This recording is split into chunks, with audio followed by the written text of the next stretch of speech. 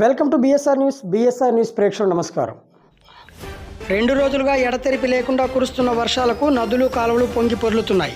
దీంతో లోతట్టు ప్రాంతాలు ముంపునకు గురయ్యే అవకాశం ఉండటంతో అధికారులు చర్యలు తీసుకుంటున్నారు.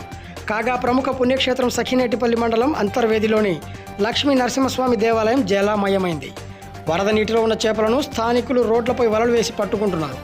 చేపలు రోడ్డుపైకి రావడంతో వాటిని చూసేందుకు జనం పోటెత్తారు.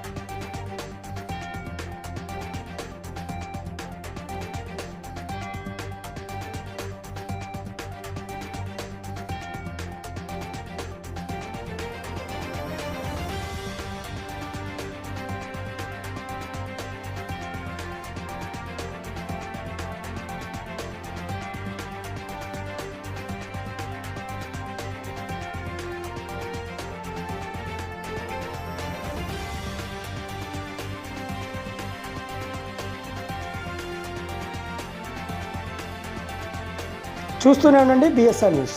అలాగే ప్లీజ్ సబ్స్క్రైబ్ బిఎస్ఆర్ న్యూస్.